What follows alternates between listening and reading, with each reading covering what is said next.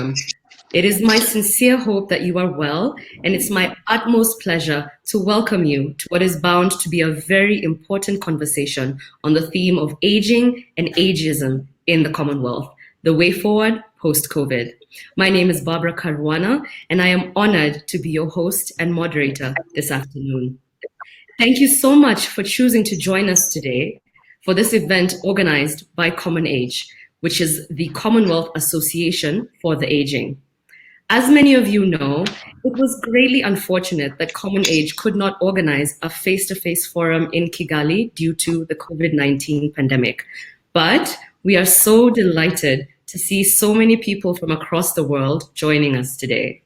As we get started, we would like to encourage you to tweet about this discussion. We would love to hear your thoughts and opinions and what's showing up for you as we continue this critical conversation. To do so, you can use the hashtags, which our technical team will also post in the chat box shortly, which are hashtag Elders Forum, hashtag Commonwealth, and hashtag ageism. We also encourage you to post any questions you may have for our fantastic panelists in the chat box. You can do so at any point during this conversation, and we will ask as many questions as possible during the question and answer session.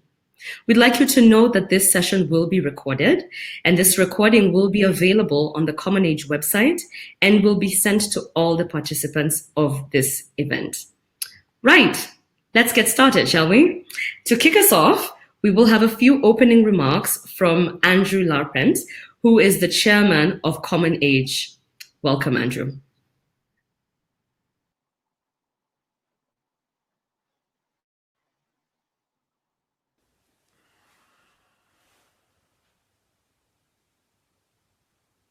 Greetings, everyone.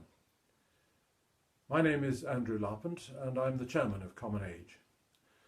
I'd like to welcome you to this first virtual Commonwealth Elders Forum. It's great to have you with us. Today's event takes place on the eve of the International Day of Older People, when people from across the globe will be celebrating the contributions of older people to their societies and the part that they play in raising, educating, and inspiring younger generations. CommonAge, as our name suggests, is a Commonwealth organisation that works to promote the interests of older people within an age-friendly Commonwealth. We work for a truly integrated, inclusive Commonwealth in which all generations recognise their interdependency and the need for mutual support. Our purpose for this meeting is to start a dialogue about how best we can work together to build an age-friendly Commonwealth that respects older people's and the contributions. Today's event takes place on the eve of the International Day of Older People, under which we're when meeting people from today across the are globe certainly will be celebrating the contributions and of older unprecedented in all to their our societies lifetimes. and the part that they play Over in recent raising, months, we've seen all too vividly and inspiring the younger devastating generations. consequences of the CommonAge, as our name institutionalized ageism that suggests, has is been a allowed to Commonwealth develop organisation that works in too many countries to over promote the decades. interests of older people We've seen how within older an people age-friendly. have been marginalised, ignored, and denied the most basic rights, and how in the eyes of too many they've become seen as having really little value and are nothing more than a burden on society. The evidence is stark and it is deeply troubling. It has taken the pandemic and the premature deaths of many thousands of older people to get the world to wake up to the consequences of ageist attitudes. Now, to help us reflect on these issues, we're honoured today to have a distinguished panel of speakers who will help us all to understand better the realities of ageing and ageism across the Commonwealth. We hope this discussion will contribute to preparations for CHOGM in Rwanda in June 2021, and we're delighted that the Commonwealth Secretary-General, honourable ministers from the UK and Rwanda, and the High Commissioner from Papua New Guinea are joining us to recognise the need for a Commonwealth that leaves no person, young or old, behind. I'd like to thank most sincerely those who worked so hard to make this event possible. We're celebrating our new strategic partnership with HelpAge International, and I'd like also to acknowledge the contributions to CommonAge of StandardsWise International and Quality Compliance Systems Without the support of these two companies, our small charity, with our big ambitions, would be unable to function, and this event wouldn't be able to take place. So we look forward to working with you all to make this a Commonwealth for people of all ages. Thank you again for joining us and for your support. As the discussion proceeds, please feel free to join the debate by taking part on Twitter. Thanks very much.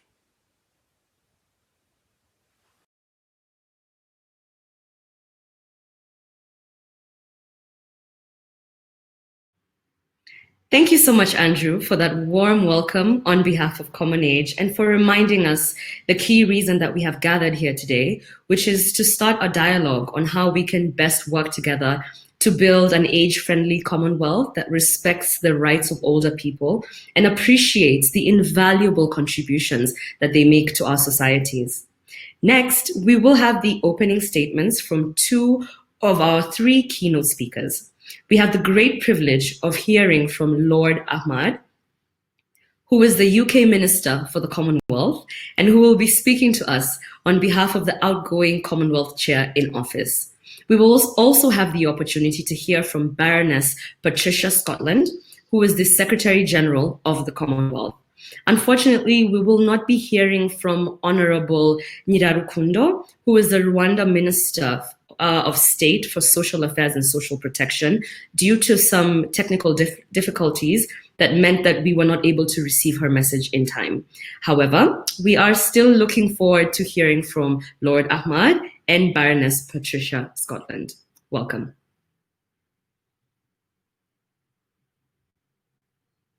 Friends and colleagues, in spite of all the challenges of the pandemic, I'm delighted that we have found a way to continue this very important conversation.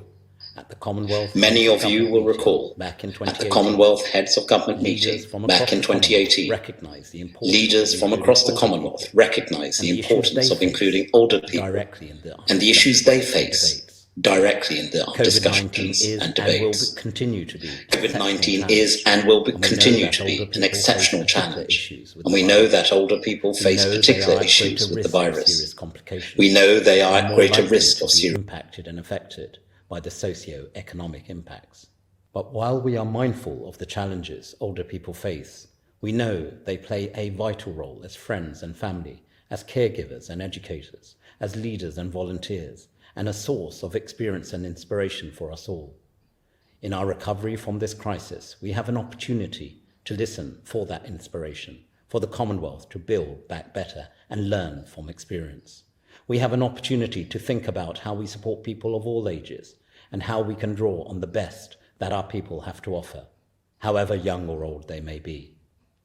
In July, Commonwealth leaders agreed a statement on our collective response to COVID-19.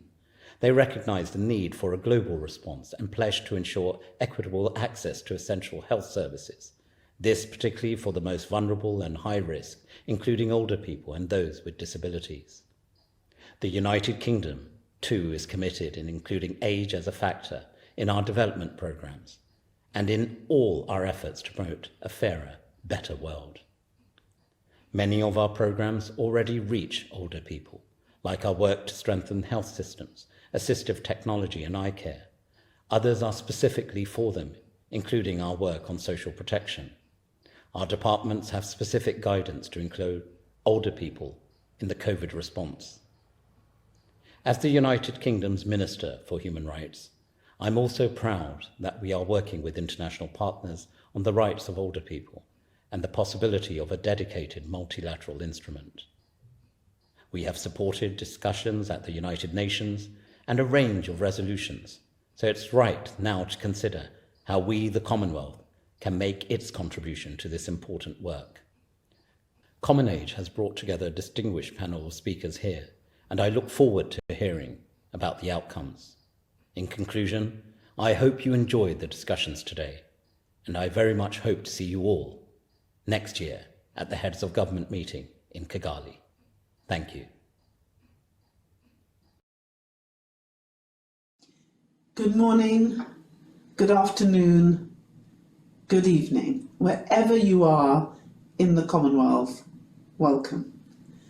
Let Let me begin by saying what a pleasure it is to join you all at this Commonwealth Elders Forum, organised by CommonAge on the theme of ageing and ageism in the Commonwealth, the way forward post-COVID. This new digital age allows us to continue to work together in partnership, notwithstanding the fact that we are distanced one from each other and tackling one of the most tumultuous periods of our recent history. The COVID-19 pandemic's tentacles have reached into our homes either directly or indirectly and has dramatically altered the way in which we live and all of our livelihoods. Globally, it is estimated that we have lost 32% of our economic activity. Millions of our Commonwealth family have been grievously wounded by this pernicious pandemic, leaving many heartbroken and vulnerable. We now have to accept that things have changed, and this is now our new normal, where and whatever our age. We have to adapt, innovate, and find new ways to support and better include all our voices as we craft the solutions we need to stay true to our Commonwealth values expressed in our Charter, ensuring that we really do leave no one behind. However, we not only have to accept what has happened, but we also have to understand that not all have been equally impacted by this pandemic. Some have been clearly identified as more vulnerable than others, and it is a reality which we must face together, bravely and compassionately. The UN policy brief on the impact of COVID-19 pandemic on older people opens with a heartbreaking description of, and I quote, untold fear and suffering within this demographic group. The figures published in this report in May 2020 show the disproportionate and devastating consequences of the infection for older people, a demographic of which I form part. In Europe, for example, more than 95% of the COVID-19 fatalities to that date were people 60 years or older. In the United States, 80% of deaths were among adults 65 and over. In China, approximately 80% of deaths occurred among adults aged 60 years or older. Certainly, the coronavirus has brought to the fore critical discussions about the vulnerabilities which naturally accompany the ageing process. It brings home to us afresh and with alarming clarity the sad truth that those who are keepers of wisdom and experience, our innovators, our teachers, our storytellers, our architects, our parents, grandparents, and great-great-grandparents are too often condemned to face the greatest social disadvantage. In the Commonwealth family, we believe we have a special responsibility to lead the way in upholding the rights and attending to the needs of older people. This mandate is intrinsic to our Charter of Values, which promotes human rights, demands inclusion with respect and understanding for all, and advocates for equitable access to quality healthcare, lifelong opportunities for education and learning with food and decent shelter for all our citizens. At this juncture, this point of inflection in our history of continuing development, access to quality healthcare and social protection are of particular importance. These are rights and requirements for those of us who fall within the categorization of older people. But we are all responsible for this, especially for mitigating and reducing the disproportionate cost and consequences which our elders bear during the pandemic. So we must harness the power of the Commonwealth to generate dialogue and accelerate progress within and amongst our nations on strategies to build a Commonwealth for all ages, in which men and women can live in dignity for the entire span of their lives' course.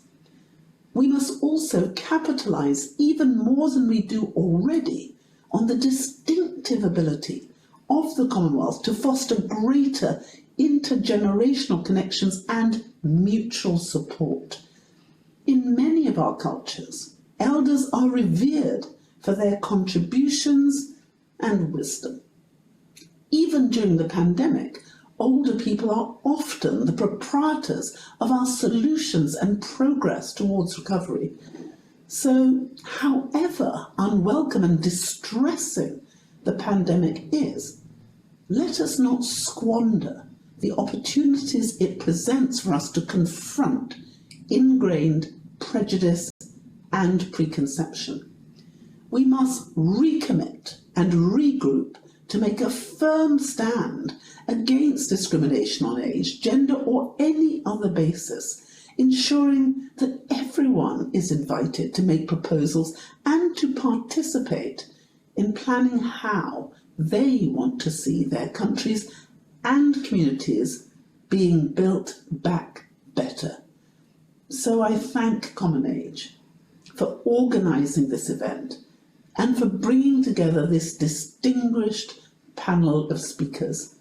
I look forward to hearing the outcomes of your discussion and will endeavour to ensure they are taken into account as the Commonwealth collectively moves forward with its inclusive agenda.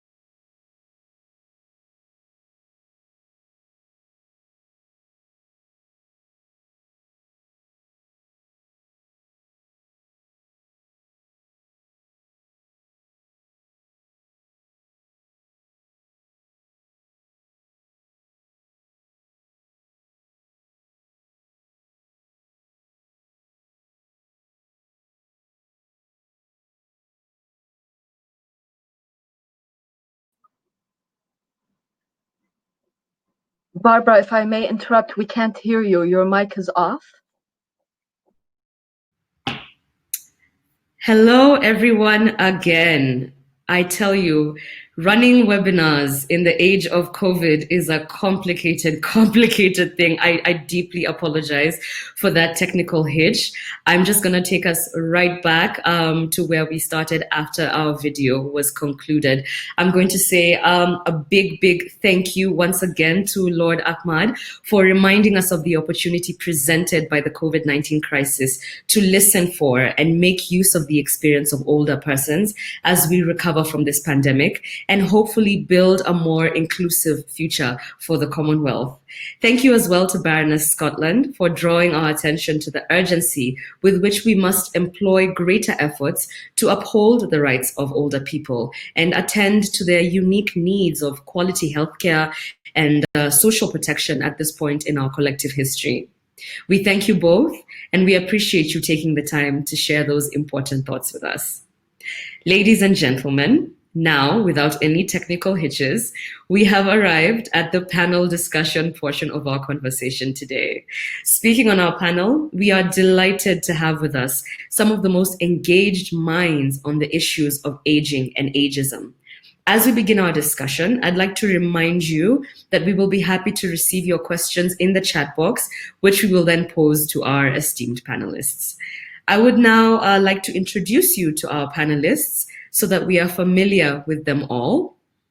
First, we have Ms. Amal Rafa, who is the Chief of Program on Aging Unit at the United Nations Department of Economic and Social Affairs in New York. She also serves as on the Secretariat of the General Assembly's Open-Ended Working Group on Aging and is a member of the Steering Committee of the Titchfield City Group on Aging-Related Statistics and Age Disaggregated Data. Welcome, Ms. Rafa. Next, we have Mr. Kiran Kanik, who is the chairman of HelpAge India. Hello, Mr. Kanik.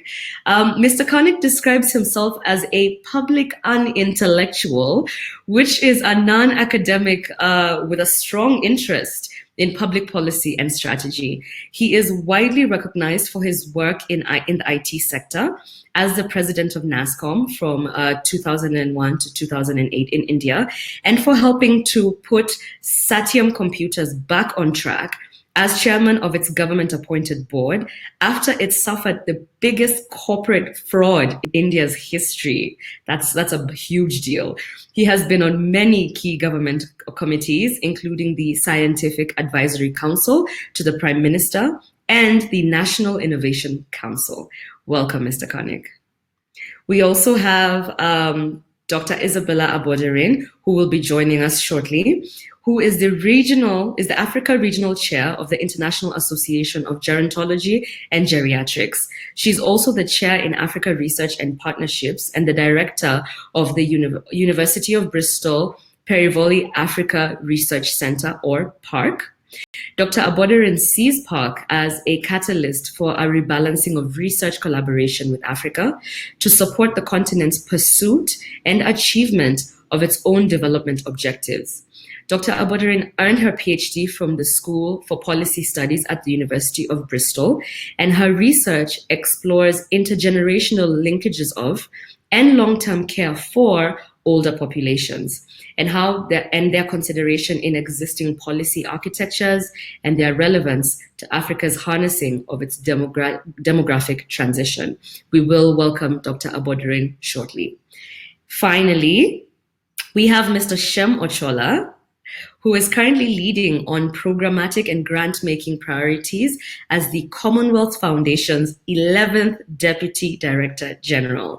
Mr. Ochola holds over 20 years of experience in program management, governance, and policy influence in appointments spanning civil society, the private sector, academia, and government. In the course of his career, he has served as the head of governance for ActionAid Kenya, where from 2005 to 2008, he played a significant role in establishing the Movement for Political Accountability, which was a citizen-led coalition aimed at empowering Kenyans to hold their public leadership to account.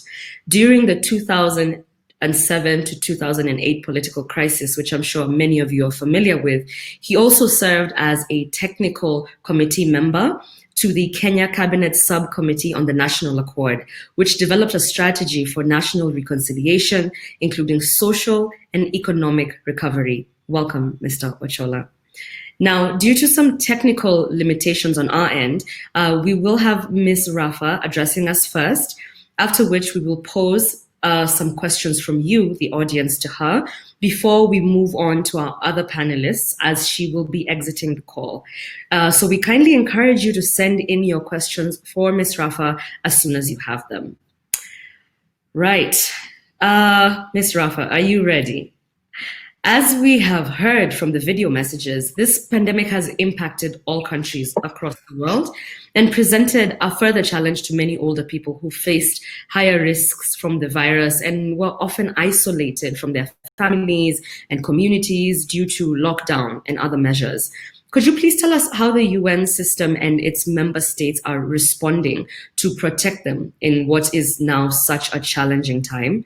And also, what could the Commonwealth nations be doing to protect the rights and respond to the needs of older people now and in the future? Yeah, thank you so much, Barbara, and for the organizers and for inviting me to join this very important and timely conversation. We can't say this often enough. This is a pandemic that basically affects older persons. And should this matter for the members of the Commonwealth? Yes. The data that we found show that the number of older people in Commonwealth nations are 231 million in 2019 and are projected to increase to 559 million by 2050. That's an increase of over 142%.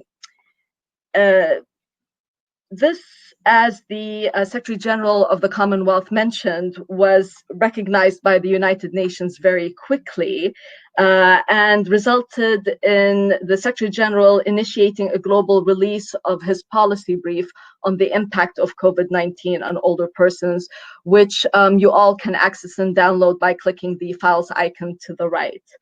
In it, the Secretary General pushed with both hands, clearly recognizing that this is a rare opportunity to, call for considering a decade-long discussion on whether or not there is a need for a convention for older persons. And why wouldn't he? This pandemic, as we all know and have seen, has revealed the rotten core of ageism that we saw manifested in discrimination, in marginalization, we saw it in domestic violence, in abandonment, and in older people's violation and denial of their social and economic rights. Now, not only was the UN sensitized to this issue, but member states were as well. A letter was jointly signed by 146 governments, members of the UN, supporting the Secretary General's brief. We've also uploaded the link to those member states. And I'd like to say that this was initiated by 5 cross-regional core group countries to work on collecting these signatories, and one of them is Canada, which is a member of the Commonwealth. Also, if you look at the members that signed up, you'll see that over 2/3 of the Commonwealth nations have committed to this brief, which made up almost a quarter of the 146 signatories. So member states of the Commonwealth are already committed to this, and it is already on their radar. Now that we had the substantive work done, the political commitment done, we decided to walk the talk at the UN. So instead of just keeping this as a document, we're working with 130 country teams of the United Nations on the ground, who basically do all the operational activities work and deal with the fundings of projects to make sure that older persons are on their priority list as they address the socioeconomic response to the pandemic on older persons. Now, in terms of what Commonwealth nations can do, well, we would very much like to welcome them to step up their role in advancing the agenda on aging, particularly to the point that was raised by the Secretary General in this brief, which was highlighted by the Secretary General of the Commonwealth, where he calls on governments to accelerate their efforts to develop proposals for an internationally legally binding instrument. And we look forward to them engaging more actively with us at the upcoming session of the General Assembly's Working Group on Aging. Thank you, Barbara. Thank you so much, Ms. Rafa. I'd love to get some feedback or some thoughts from our other panel members before we go into the audience. What are we thinking? What's showing up for us, Mr. Koenig? Is this resonating with you in any way, Mr. Ochola? What are your thoughts around what Ms. Rafa has shared with us? Well, yes, Barbara. I delighted to hear from Amal about the things that are happening at the United Nations. And we were all very happy to see the Secretary General's policy coming out, and with the kind of support from 146 countries. I do see that as a great thing for older people, much recognition of an agenda that's badly needed, and putting it up front there in the United Nations with everybody there is very appropriate in the context of an epidemic or a pandemic that is completely global and sweeping across all of us. Absolutely, absolutely. I could not agree more. Mr. Ochola, is this creating any thoughts for you? Do you have any feedback or any opinions on what we are discussing? Thank you very much, Barbara, for that, and Amal's presentation. Yes, it's important that the Commonwealth member states need to come up with a framework that addresses the issues of aging. It should no longer be, something that we leave for as a rhetoric. One thing that the Commonwealth member states need to do is move a step forward, talk about policies, systems and structures. And I think some of the discussions that we have at the CHOGM, for example, the one coming up next year, presents that opportunity for the issue to be made a serious agenda among the 54 member states. And I'm happy that Her Excellency Winnie Kiap is here with us, and also from Papua New Guinea, a representative of the Commonwealth states. I think it's important. The second one, as the Secretary General did say, one of the values of the Commonwealth is diversity. We talk about issues of human rights, equality, and inclusion. And I think this is now the time, given the experiences we had with the pandemic, where the older people were disproportionately affected, for the member states to address the issues of inclusion as well as discrimination of the older person more seriously. Thank you very much. Thank you so much, Mr. Ochola. It is impressive that this huge increase in the older population, sorry, excuse me for a second. Ms. Rafa, actually, just before I make a comment, I'm wondering whether those responses have brought up something additional for you, because I know that this is something that you're deeply invested in and you spend a large part of your work focusing on. Yeah, thank you so much, Barbara, and thanks to the colleagues. Yes, it does. And I'd like to comment, building on one of the questions in the chat box, about how to mobilize countries to support a UN convention and what the contributions of the Commonwealth countries could be. I think the biggest thing to keep in mind is that when we look at older persons in the context of the pandemics, yes, of course, we see that they're often found in situations that make them vulnerable.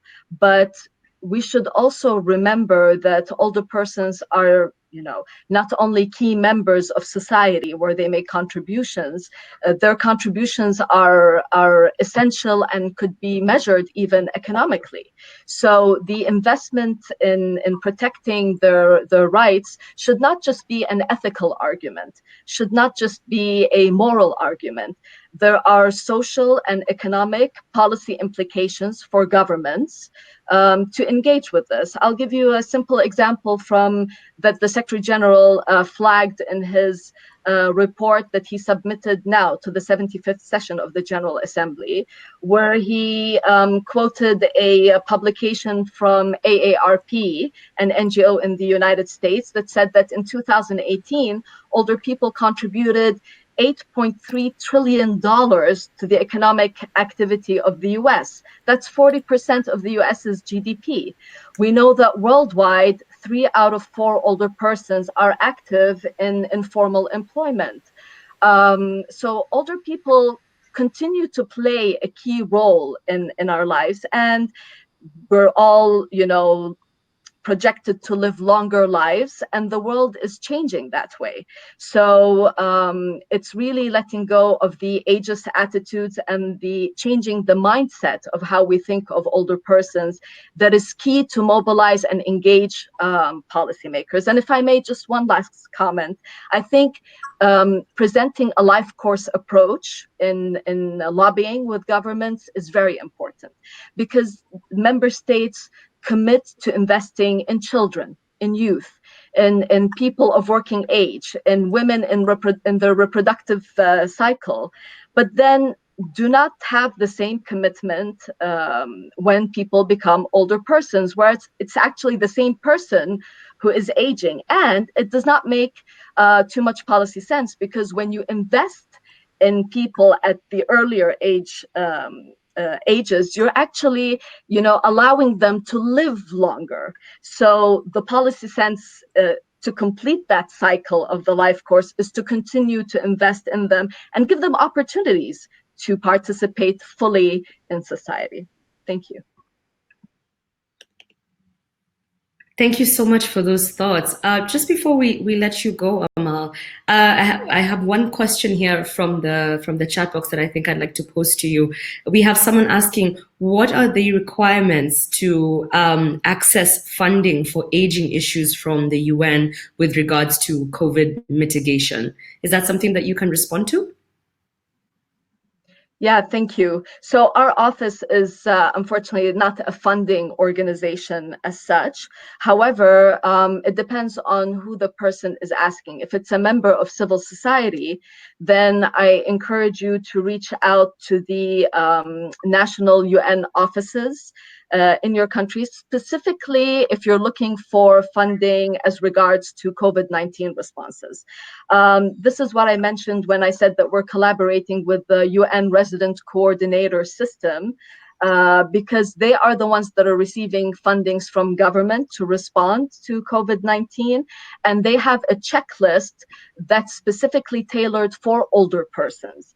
And if civil society reach out to them and tell them we're willing to engage with you and bring the voices, needs, and wants of older persons, those UN offices have their, marching orders to help out. Got that. Thank you so much for that response, Amal. And I think now would be a really fantastic time to say thank you for joining us. We are so happy to hear from you. Amal will still be on the call, and she will be able to respond to your questions in the chat box, so you can still engage her. We have not lost her completely. So if you'd like to speak with her, you can direct your questions to her in the chat, and she will be responding. Thank you so much, Amal. All right. As we carry on, we will now have the pleasure of hearing from Mr. Koenig, who, as I mentioned earlier, is the chairman of HelpAge India. Mr. Koenig, from your own personal experience and what you've witnessed as chairman of HelpAge India, how has this pandemic impacted the lives of older people in India? What do you think should be the priorities for India and other Commonwealth countries as they look to recover from the pandemic? How can older people participate in that recovery as well? Thank you, Barbara. First, I want to greet my fellow elders and indeed all to-be elders, which means everybody, on the eve of the International Day of Older Persons, which is October 1st. It's a great day to mark. It's one day to remember older persons, but I hope it's not the only day. To your question, Barbara, this pandemic has indeed swept the globe. And as all of you would know, that India has been, it's a large country, but 6 million plus cases, we've really been affected. But first, I just want to give a minute of context. We talked earlier of numbers, and you mentioned the numbers, Barbara. We have 120 million elder people in India today, and that's expected to go up to 320 million by 2050. Of those, about 50 million will be over 80. So you can imagine the magnitude of the people and how and why it is absolutely necessary that these people are not only looked after in all respects, but become part of, in some sense, the productive activity. And it's very important to keep them engaged to look after them well as their right, not as a favor, and also to see how they can contribute to society and themselves get satisfaction out of it. This is part of the efforts we do at HelpAge India by providing healthcare through our mobile health units, which reach out to 500,000 plus people a year with at least 5 or 6 treatments for each person all over the country. We have old age homes. We do a whole host of other things, like particularly eyes, looking after eye surgeries, even simple things like cataract, which provides vision to people. It's simple, it's easy, and yet people who can't see anything are suddenly given new sight. A lot of things like that, which are simple, not too expensive. The government does its bit. There is a pension for all older persons, which is now universal. Unfortunately, it's a very small amount. It's just about at the maximum around 3,000 rupees a month, which if I translate it would be approximately 30 pounds a month or £1 a day or $1.50 a day. And even in India, this kind of thing is but a small contribution. We're a poor country, so we can't, I guess the government can't do very much more. But therefore, it is for the family and the community to take care of these elders. That fortunately has been the cultural tradition in India, as in many other countries, where people are looked after by their families. But there are also problems. In most cases, this works. There's good community care. There's a small number, but an increasing number of old age homes for people who don't have families or are on their own. But having said that, there are also problems in terms of domestic violence. We have documented a lot of it and taken care of it.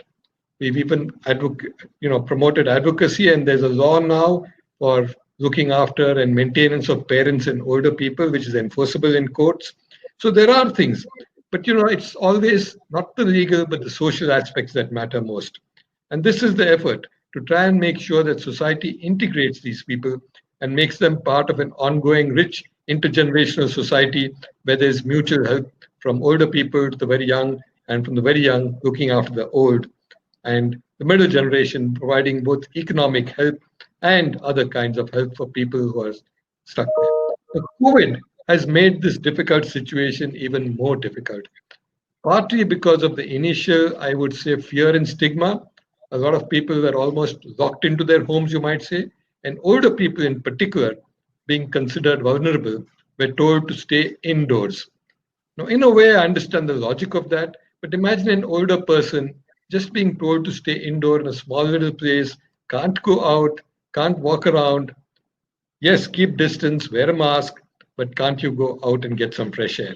I mean, this kind of things is there. Now there are new concerns and there are new things which, maybe the United Nations need to look at this. There is what's been called vaccine nationalism, which is going around the globe. And there are concerns that if and when a vaccine is developed, which country will get it? And within the country, who will get it first?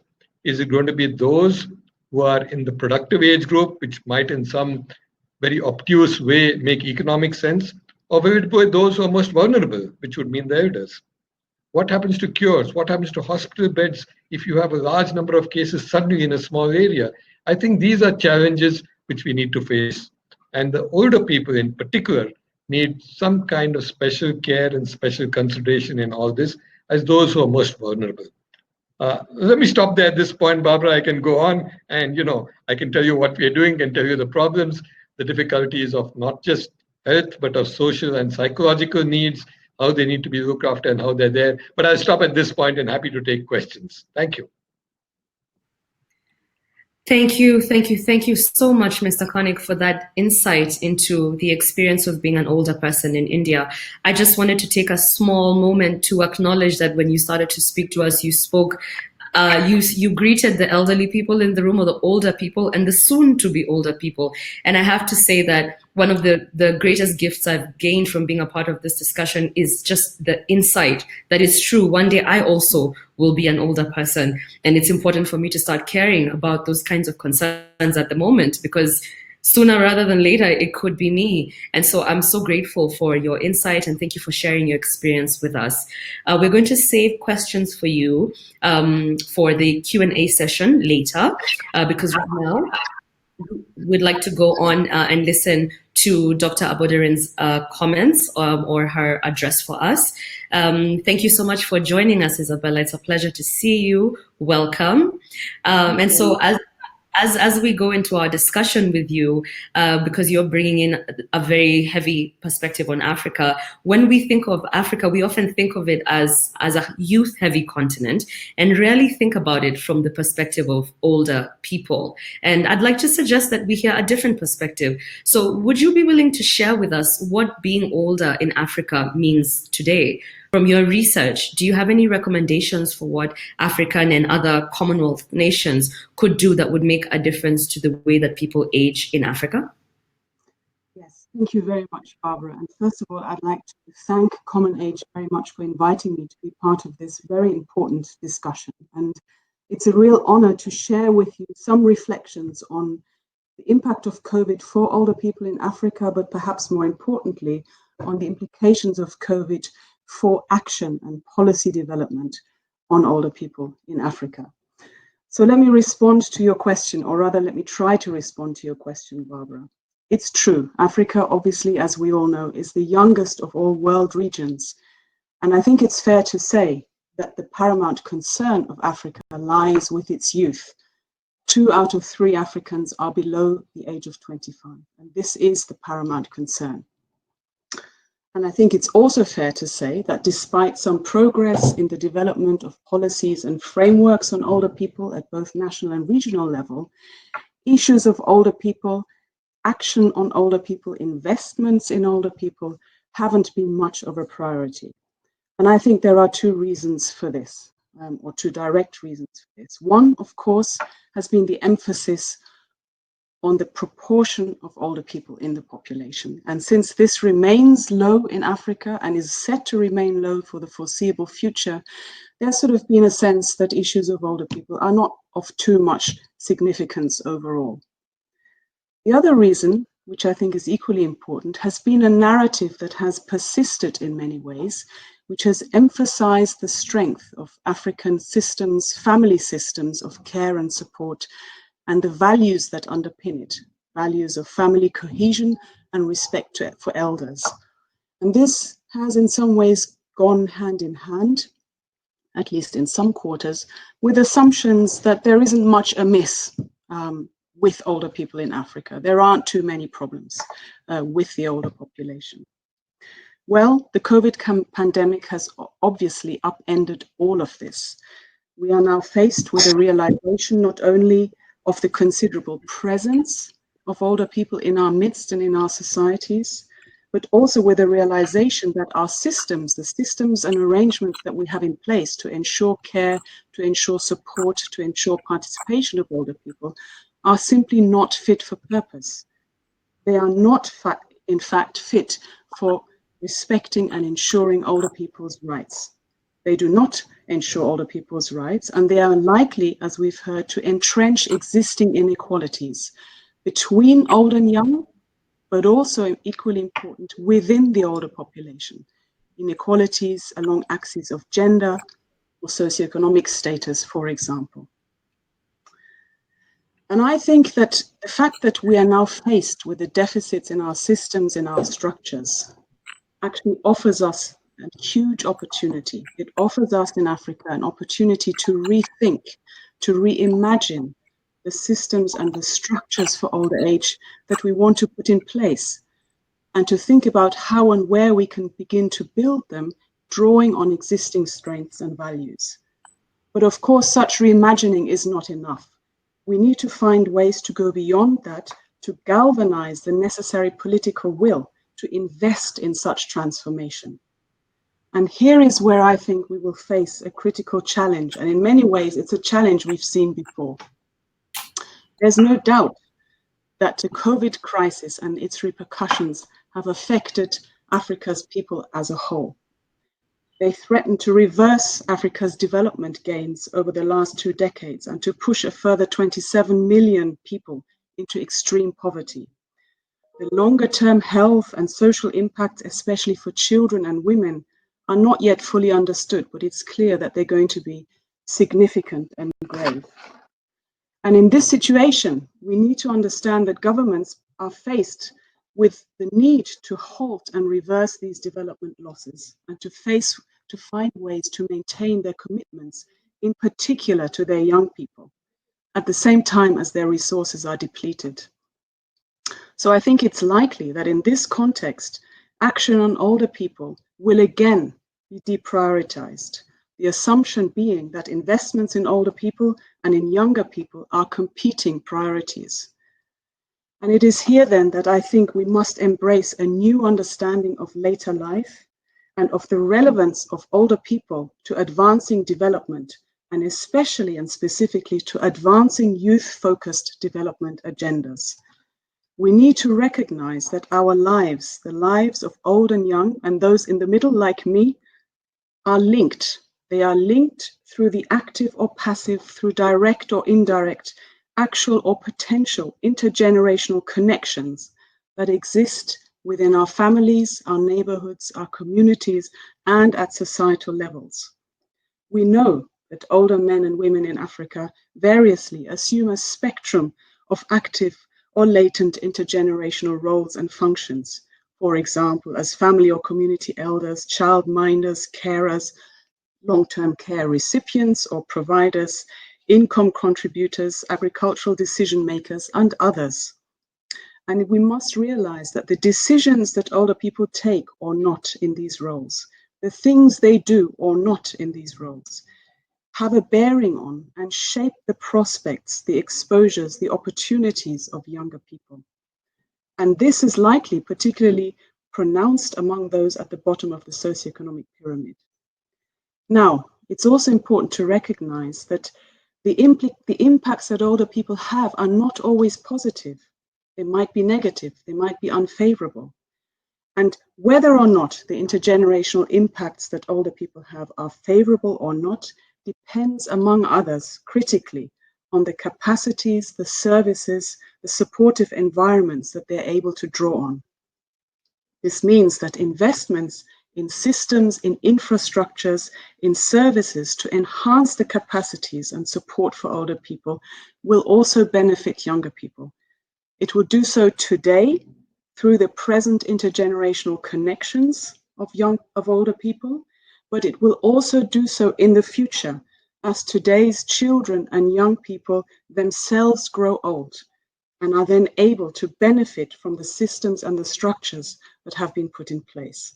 So in conclusion, I would say that the investments in older people that must be made with urgency, and we are clear about the urgency within this crisis moment, they need to be seen as investments in the linked lives and the entire life course of Africa's old and young.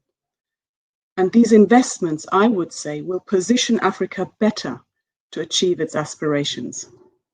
I'll leave it here and look forward to the discussion. Thank you. Thank you so much, Dr. Aboderin. That actually was really, really insightful. Thank you for sharing your thoughts. We greatly appreciate it. Finally, we're going to hear from Mr. Shem Ochola, who's going to be wrapping up our initial addresses from our panel members. And this is just before we go into our panel discussion, where we'll be having a question and answer session. Please remember that if you have any questions at all for our panelists, we are happy to receive them in the chat box, and we are actually collating them as we speak, getting them ready for our Q&A session. So, Mr. Ochola, from your experience and what you've heard from the other panelists here today, what do you think the Commonwealth member states and the Commonwealth institutions should be doing to improve life for older people and build a Commonwealth, as we say, for all ages? Thank you very much, Barbara. Thank you very much, again, organizers of this event, excellencies, colleagues, ladies and gentlemen. And I will have a long response to that question. So we are two in one. Allow me to begin by conveying the greetings and best wishes of the Director General of the Commonwealth Foundation, Dr. Anne Gallagher. She had planned to join this meeting, but was unable to due to poor internet connection at her current location. And as the Deputy Director General, it is my great pleasure to stand in for her. Previous speakers have spoken eloquently about the importance of this event and the subject matter we are discussing today. As a Commonwealth agency for civil society, the rights and well-being of older persons lie at the heart of our mission and purpose. And let us be clear, recognizing those rights, fighting for them has never been more important or more urgent. The current crisis has laid bare the linkages between the rights. Failure to uphold freedom of expression and association, for example, damages the right to health. Discrimination on the basis of age, race, sex, or any other difference has a similarly destructive effect on physical and mental health. Throughout this crisis, we have all seen stark evidence that it is the poor, the marginalized, the excluded who are compelled to bear the greatest burden of disease and ill health. What do we do with these new insights? Do we decide to return to business as usual as quickly as possible? Or do we rather resolve to make out of this terrible situation the opportunity to create something better, something fairer? To build, for example, systems and societies that recognize both the strengths and vulnerabilities of the older people. To demand that our laws and institutions treat everyone as an individual worthy of love, care, and respect. To nurture the values of diversity and plurality. To reject discrimination against people based on their age, gender, disability, or any other difference. And as Dr. Isabella just mentioned, investments in older people must be seen as investment in the entire life course. And this is something that is not really obvious to most of us. As we grow, and those usually in position of authority, those in the government, some of them never recognize that they would also get old and be in that category of the 60 and above. And it's important, as Dr. Isabella just mentioned, that as government, we must start investing in older people now. And it's not just targeting the older, the aged people, but taking a life course approach, which means investment from the early years. And therefore, you move progressively. So governments must provide leadership, but civil society has a critical and irreplaceable role to play.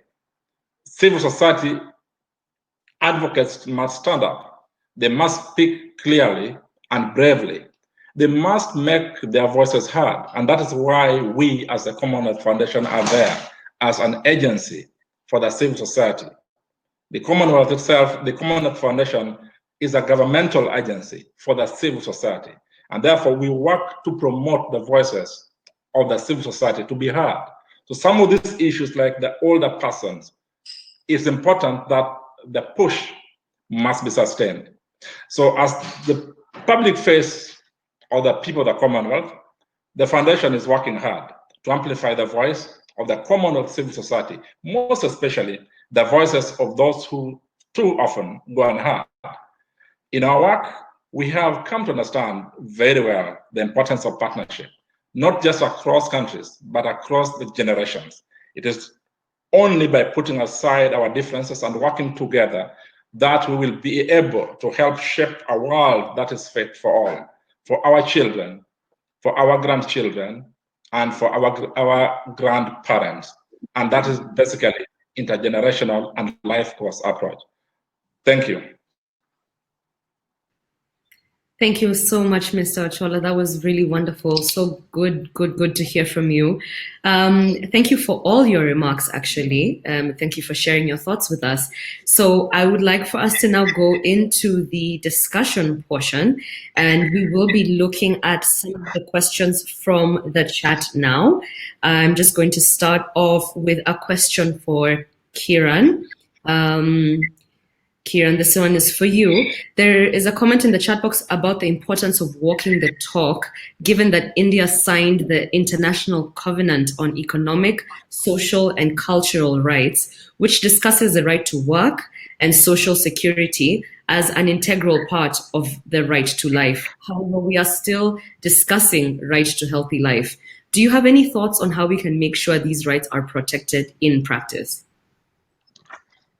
I think it's a very good question because, India, and I suppose happens in other countries too, have some very good laws. These are normative laws, but in practice, the implementation often falls short, and I say often advisedly, especially in contexts like the elders, where it becomes difficult to monitor and check and get everything done. There are family issues and so on.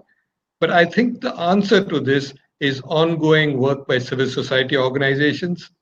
We have to be at it, continue advocacy efforts, continue monitoring the implementation and execution of things that exist in the law, and try and push that forward to sort of push the boundaries. So this is going to be an ongoing effort. In India, we have seen a big and positive change over the last few decades, but it's never enough. It's not just the numbers, it's what you need to do for these people. And there are so many who are destitute. It's a poor country, and there are people who are destitute. And among the elders, this is truly tragic because they have nowhere to go, no one to look after them. They have health problems. And this is where organizations from civil society come in and try to provide both succor and help to them. But it's also, as I keep emphasizing, a right which we should demand from governments. They do have some degree of responsiveness, but to make them truly responsive, it's going to be an ongoing battle for civil society to take up and keep fighting the cause of the elders. The last point I want to mention on this, Barbara, in response to this question, is part of the answer lies in the elder people getting together. And we've seen the success of this. Sometimes for livelihoods, there are elder self-help groups which we have helped to create, first on a pilot basis, now across the country, where the elders get together and pool their savings and try and see what they can do to help each other to create livelihoods. Now, livelihoods is one part of it, but there's a much bigger thing to elders getting together and organizing themselves in terms of self-help, looking after each other, and being a force to reckon with. I think once they're recognized as being able to get together and make their voice heard, you're going to see a lot of change happening. I see. That does a lot of sense. Just before I let you go, Kieran, I think just before I let you go, I wanted to find out that linked to that, there's a question about how difficult it has been to engage India at the global level in the deliberations on a convention to protect the rights of older persons. Are you aware of any of the reasons for resistance to such a human rights instrument? No, frankly, I'm not. There are some complex issues I know involved with human rights in general, which stretch across many countries. But specific to this, I'm afraid I'm not able to give an answer with any degree of knowledge. Okay, thank you. Thank you for that honest response. All right, I'm going to just jump ahead to another question, and this question will be for Shem, Mr. Ochola. How can Commonwealth institutions respond more specifically and concretely to the rights and needs of older people? What does the next Commonwealth heads of government need to take into account?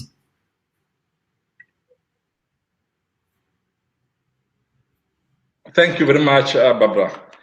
And I'm happy that we are having this discussion to build momentum for such. And again, I mentioned at the beginning that the Commonwealth member states are 54. That's a big number.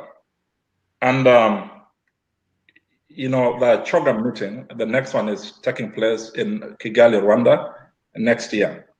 And the Commonwealth Foundation recognizes the importance of older person. And through our work, we have what we term as the Commonwealth People's Forum, where we organize the civil society and channel their proposals, their voices to government agencies. And one of the things that we are looking at is a situation where we could have a forum also for civil society that talks about older persons, so that the older person's agenda is made serious agenda by the Commonwealth heads of government. And that means a lot of conversation, a lot of engagements between the civil society and the Commonwealth institutions, as well as the government. The second one is that, which of course the civil society must really push very hard for the Commonwealth to have an architecture and some structures and systems and build institutions that respond to the older person's issues, which again takes me back to my first point. It has to be a policy agenda. As long as it's not a serious policy agenda among the Commonwealth heads of government, it will be a difficult task. And therefore, us as the Commonwealth Foundation, we released a call recently for funding targeting civil society organizations, small grants, which aims at catalyzing conversations between civil society and government.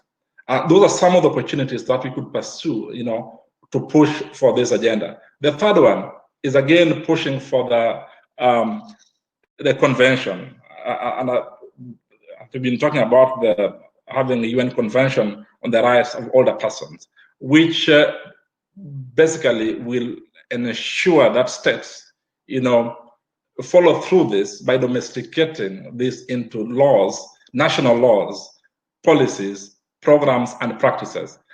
This can be done when we sustain engagement. And in terms of policy change, you don't give up when you try 2 years or 3 years. You have to sustain it for a very, very long time for you to achieve what you're pushing for. That's also my experience before I joined the Commonwealth Foundation.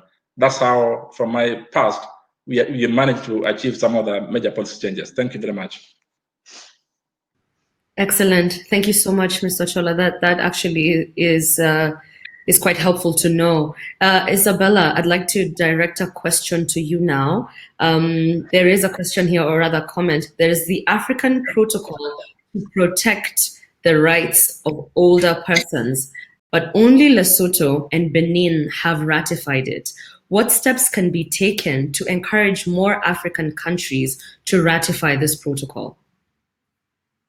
Thank you, Barbara. Yes, that's a very good point. And I think the fact that only 2 or 3 countries have so far ratified this protocol speaks to the fact that issues of older people are not being given priority. And I think what needs to happen to overcome this situation and to sort of move past this impasse is for a concerted effort that combines research and evidence with very targeted and effective advocacy and policy engagement to clarify to governments and to other relevant political actors the case about why investments in older people are for the good and are in the national interest, including in national development and economic interests, and why and how investments in older people also serve to advance agendas around youth and a demographic dividend. I think that if it's possible to clarify that case through very robust and incisive evidence and engage advocacy coalitions, to engage with policymakers and to do the advocacy around this issue, I think that's when we will see a shift in governments being ready to ratify the protocol. And I should say, and Shem made that point, it's a very important point about advocacy. We need to get to a place where we bring together coalitions of people advocating on older people with groups advocating on gender, on issues of women, on issues of children and youth, recognizing that investments in older people are a common interest and that there needs to be a common advocacy around this issue. I think that's when we will see movement. Right. All right. And I love that you are informing one another's opinions actually at this point. I can see how the systems are built by common efforts. Mr. Koenig, I would like to ask you a question now. Lots of older people work in the informal sector. What else can the Commonwealth do to protect older people's access to livelihoods upon which many of these older people depend? You know, this is a difficult question, but I do want to link this to another question which I just saw, which I didn't touch on, and this is technology. There's new technology coming in, and older people, typically because they've not gone through that in their working years, are not so familiar. And one example of that, which is beginning to affect people in terms of how they live, even how they're employed and what work they can do, are the new digital technologies, which are so facilitative and yet require you to know very simple things, it seems. But for some people, it doesn't seem so simple to use your phone or a smartphone to just order what you want, or to do a transaction, or to transfer money.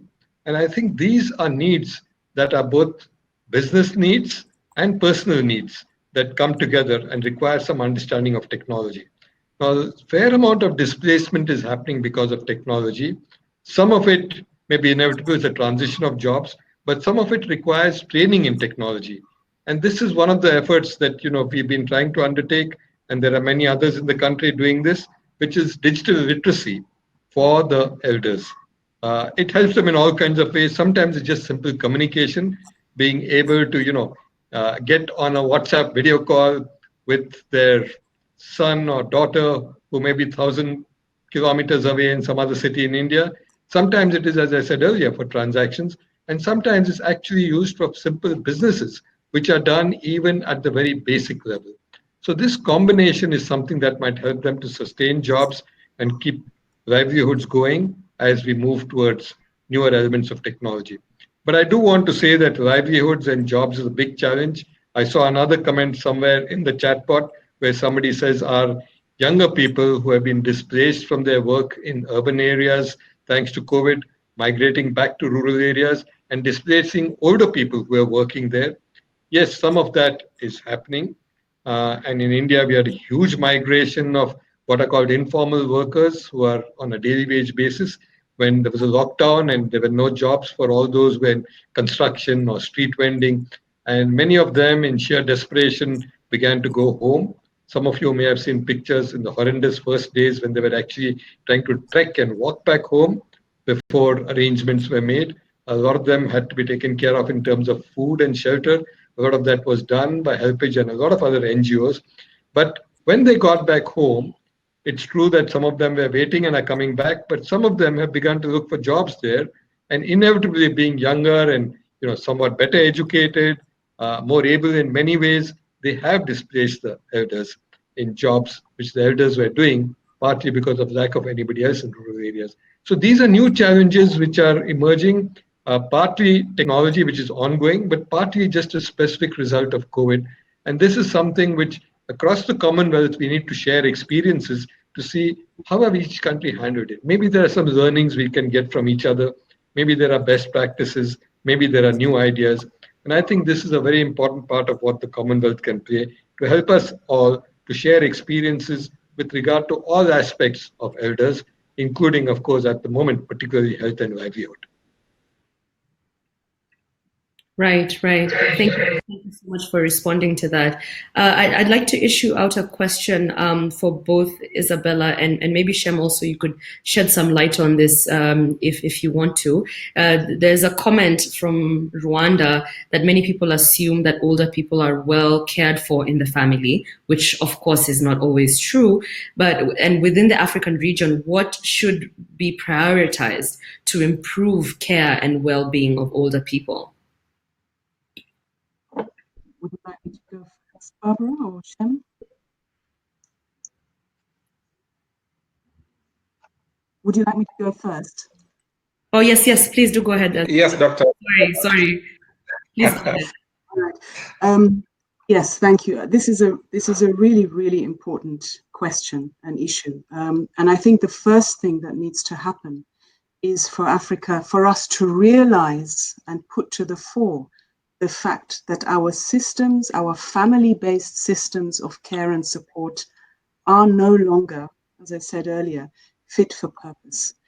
The care that is being provided through these family systems is often inadequate, is often of poor quality is often no longer available to older people. And at the same time, the burdens of caregiving for those who are providing it, inevitably women, for the most part women, are impacting on their own opportunities for economic activity, for engaging in education and so forth. So there is a sense that we need to realize and let go, if you like, of the assumptions that our family-based systems are strong enough, that our values are strong enough. Things have changed and there needs to be a change. And this change needs to involve embracing the idea, I think, of expanding services for the provisioning of care, whether that be public services or privately run services or community-based organized services, but some expansion in the provisioning of care for older people and in the infrastructures that are needed for that is necessary, and the need for that, I think, needs to be embraced. So far, it isn't really embraced. There is a tension always in discussions around long-term care, which centers around the necessary balance of families and public and other actors in the provision of care. And inevitably, for the most part, the emphasis is always placed on the need to preserve the centrality of the family in the provision of care. And if you allow me to just point to some of the misconceptions that underpin some of these perspectives. One is a conception that family care and care provided by services are inevitably apart. They have nothing to do with each other. Whereas we know that there are models of care provision that actually involve the family in the provision of services, care services to older people. So this dichotomy of family and organized care is a false dichotomy, and we need to recognize that it is so. The other, I think, is to recognize that even if we embrace an expansion of care services for older people, this doesn't mean that it contravenes our own values of family obligation and respect to older people. It all depends on how we configure the services that we want to put in place, how we configure the infrastructures for care provision that we want to put in place. And I would argue that such infrastructures and that such services can very much be compatible with African values of family support and respect for elders. And I think the last thing to say is, of course, that when I talk about services and infrastructures, I'm not talking about institutions. And this is another misconception that often creeps into the conversations, that when we talk about care services, we talk about old age homes, which are conceived and perceived not to be compatible with African cultural norms. There are many other forms of care provision that we need to embrace. So I think that's what's needed. And again, going back to the point I made before, we need evidence to inform that conversation. Some evidence already exists, and we need to marshal it. Other evidence we need to generate fresh. Right. Shem, would you like to make a comment on that?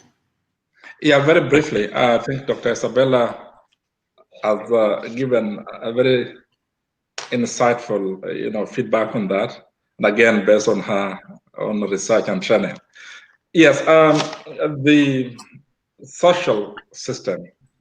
I think in Africa, we've got a very strong social support system, but which is not as strong as it used to be, given the fact that the world, the society is changing, and therefore it would not be right to say that the family-based system is the best.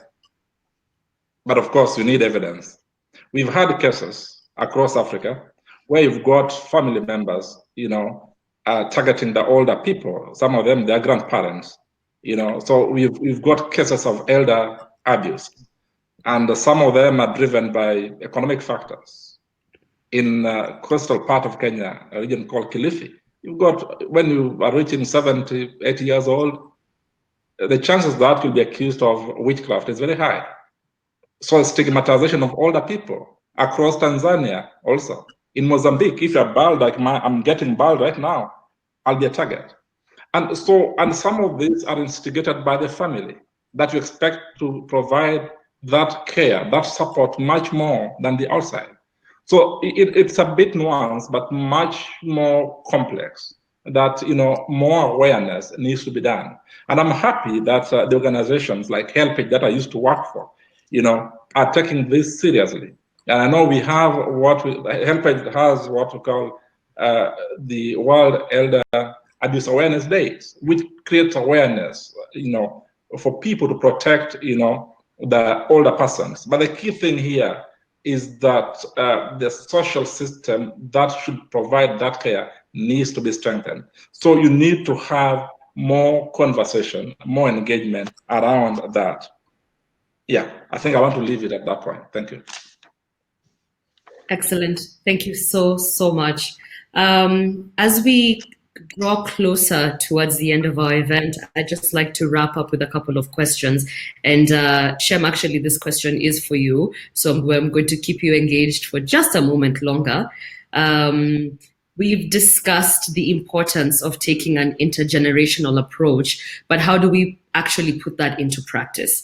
How can Commonwealth institutions help to bring together people of all ages? Yes, I didn't expect that. One of the things I would say is that as a Commonwealth,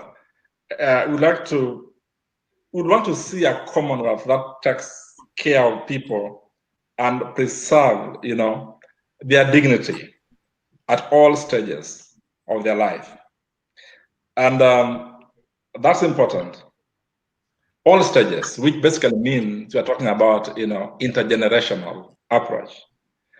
And in terms of investment, one, there's a need for us to create more awareness. I remember when I was in Nigeria last year, and we are meeting the stakeholders group on aging in Africa. And we had a chance to meet ECOWAS Parliament. And we are talking to some of the senators. Some of them are ex-senators, and they're talking about how the ex-senators failed to enact laws. When now they got out of the system, they realized that it was working against them, the things that they ought to have done. The thing is, many of us, when you're talking about older person, you see it as an abstract thing. You are talking about some older person somewhere. Like I would talk about Mr. Carnegie. I don't see that if God is gracious enough to me, I may also live to be 90 years or 100 years old or 70 years old. So when we speak about older persons, usually we think we are talking about other people out there. We don't really see ourselves in that picture. As the Commonwealth Agency for Civil Society, we would want to encourage conversation, and we've got those platforms that we call them Commonwealth People's Forums, where these issues could be articulated, and not just a talk show. When we have these meetings, the recommendations are usually passed over to governments, and I'm happy that Her Excellency Winnie Kiap is here, and of course, as member states, how do we introduce this to them? When we have the communique, like the Chogam communique, and we have these issues printed there, how then do we take them beyond the communique to the member states to be able, to implement them? So those are some of the things. But in terms of understanding about life course is important. That's where Dr. Isabella comes in as academia. How well are we able to use evidence? The third one is the learning exchange. We work with civil society across the world. And as the Commonwealth Foundation, we encourage learning exchange between different regions, from Pacific, Caribbean, the Americas, so that some of the best practices in certain geographies could be shared, with other areas. And when for them to see if there's opportunity for policy uptake. So there are different ways of addressing this. But yes, we must be part of solution, because if you are lucky enough, then we will also age. Lastly, let us not front-load vulnerabilities of older people. I remember some of the older people, some of the industrialists like Ratan Tata in India is a very old man, but is running an empire. Dr. Manu Chandaria in Kenya is over 90 years old, one of the largest industrialists, biggest industrialists. Chinua Achebe from Nigeria in the academia was a very old man, but their contributions are there. How then do we look at people? Let's look at Professor Chinua Achebe from when he was 30 to when he's 90. The books that is written, that in itself is a life course. Let's make it simple for people to understand, so that when you talk about life course or intergenerational approach, then people see the connection that, yes, Shem, you are talking about my bio when I was at ActionAid. That's over 16 years ago, or something like that. I was young. Now I'm 50 years old. I was doing those things when I was 33 or 30 something. Now I'm 50 years old. What was I able to do? It is what I was able to do at that age that made the Commonwealth Foundation to give me this job as Deputy Director General when I'm old now, and I'm no longer young. But it's the experience that I gained, you know. So understanding it in a very, very simple way, communicating this, and then seeing ourselves in the picture. We are not talking about some older people elsewhere. We are talking about ourselves. Thank you very much. Thank you so much, Mr. Ochola, for really driving home the point that investing in older people is, in effect, investing in ourselves. I think that more than anything, that's something to really, really carry home. I think we can all agree that humans are self-driven, but when you make that connection between the people who we do view as our grandparents and as our elders, and seeing that we are, in fact, one person, you know, in a sense, I think that does then get people a lot more invested in the idea of investing in older people. Thank you so, so much for those very, very educative and really insightful responses to our Q&A session. We are so, so appreciative of your time and sharing your knowledge and your experience with us. I would like to move on to our final speaker for the day. This has actually been a very, very riveting discussion, and I think that it's an appropriate time to make space for her to give us her thoughts. And so as we conclude what has truly been a brilliant discussion, I have the final privilege of introducing to you Her Excellency Winnie Kiap, who is the Papua New Guinea High Commissioner to the United Kingdom. Your Excellency, we look forward to hearing your thoughts and reflections on the conversations that have taken place today and how we can ensure that this conversation continues and grows in the Commonwealth going forward. Welcome, Your Excellency.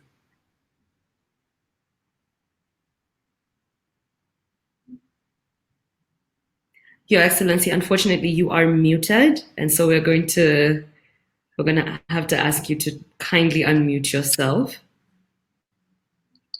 All right, can you hear me now? Yes, we can. Thank you so much. Thank you very much. And I thank you all for having me and giving me probably the worst task, probably the most difficult task, because there have been some very, very brilliant interchanges and exchanges. And I really do not know how I can summarize all those things. I could start with Shem's definition of old people, thinking that there are other people. Well, actually, in my case, I am the old person. So I'm not thinking about others, I'm thinking of me. And the COVID situation brought that home very, very much. Because as Secretary General Scotland was saying, most of the, and we all know, the largest category of persons who became not only vulnerable but victims of the COVID were people my age group. And as I speak now, I'm still afraid because I fall into that category. It was good to hear that the UN is having these discussions and protocols. Dr. Isabella talked about, or it was mentioned, the African protocol, that all these things, all these instruments are there, taking care of and making prominent the issue of aged people. I'm interested because I'm already in that category. Lord Ahmed referred to the Commonwealth heads of government communique last year, where it is said there that medical services should be available to all, and that includes the elderly as well. And the question that was raised by Shem, how then are governments going to implement those instructions or those determinations of heads of government? That's the interesting question, because whatever heads come up with have to fit into the development programs of particular member states. And I shall address that a little bit when I come to the requirement of me to say something about care of people or persons from the perspective of Papua New Guinea. Secretary General also talked about strategies, conversations necessary so that strategies can be put together on how to address the well-being, the rights, the human rights, the care, the needs of the elderly population. Frightening the statistics that she had, that in Europe and probably in UK as well, I'm not quite sure. She didn't quite mention UK, I don't think. But in Europe, where 60% of deaths from COVID occurred in the elderly group of the population. It's interesting,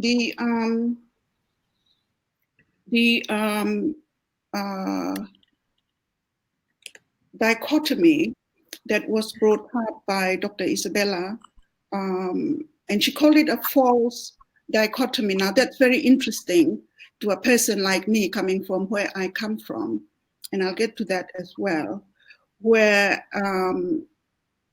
the dichotomy of family care and on the other hand, care services.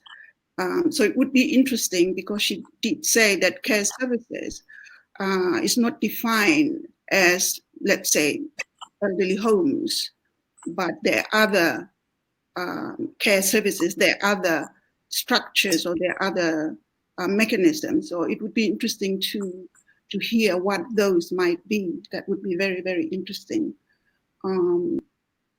It would be, because I also would submit that family care is good in the sense that if the elderlies are home, they are actually being part of the activities in the home. Childcare, keeping the house clean, participating in conversations that are going on all the time. And that in some sense, or probably in a major way, differs, let's say, mental issues that one finds in our elderly population. But I would say that I think I have 5 minutes. I would say that this has been very, very interesting conversation, and the time is right for this conversation with the COVID. When it gets to other populations, we've talked about Africa, but let's say it gets to the Pacific. Yes, it will be the elderly that will be probably the first hit. So as Dr. Isabella said, perhaps we need to reimagine and rethink the strategies for helping the elderly. Now, let me move on to your requirement of me to say something about the way we do things in Papua New Guinea.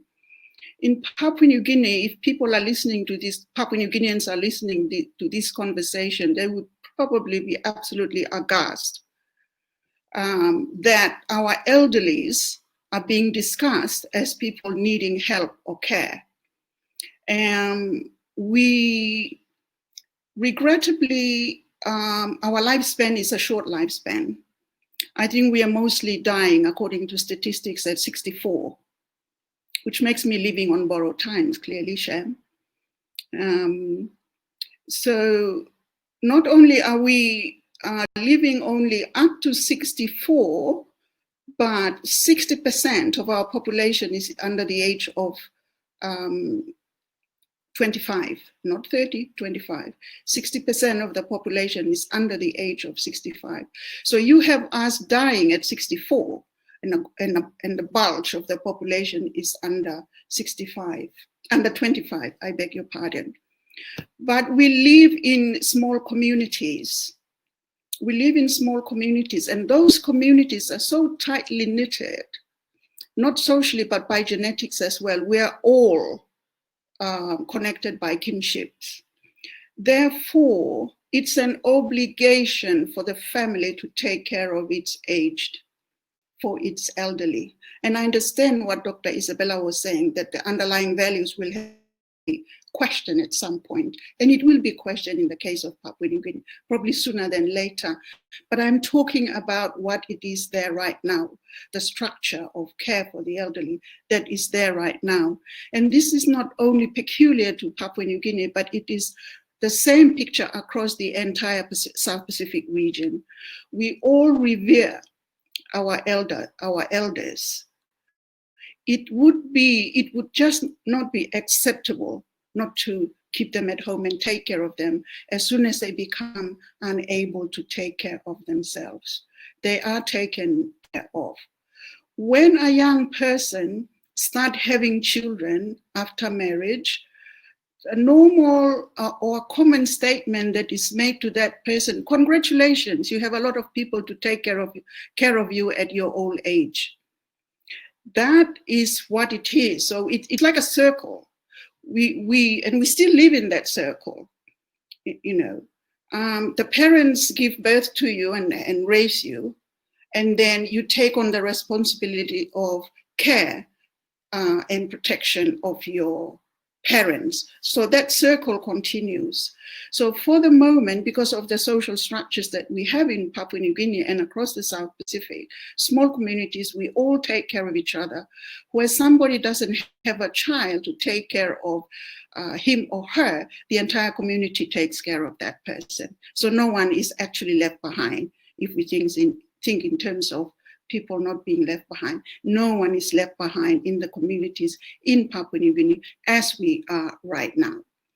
But yes, it has already been said that we will move to different levels of development into cash economy. We are now not living in our communities anymore. We are living away from where we were born. So for up to my generation at this point, people are still moving their parents with them, their old parents with them, where they work. So that care is still continuing. So it's we live in a different parallel universe when it comes to care for the home within the Commonwealth. The Pacific region, I would say, live in, and probably not just the Pacific region, probably our neighbors, let's say Philippines and Malaysia and Indonesia. I think we probably still have the same social systems. However, it's very true what Dr. Isabella said, that at some point, she's talking about now, but in our context, probably at some point, we'll have to rethink and re-strategize and reimagine what kind of structure that will be needed at some future point.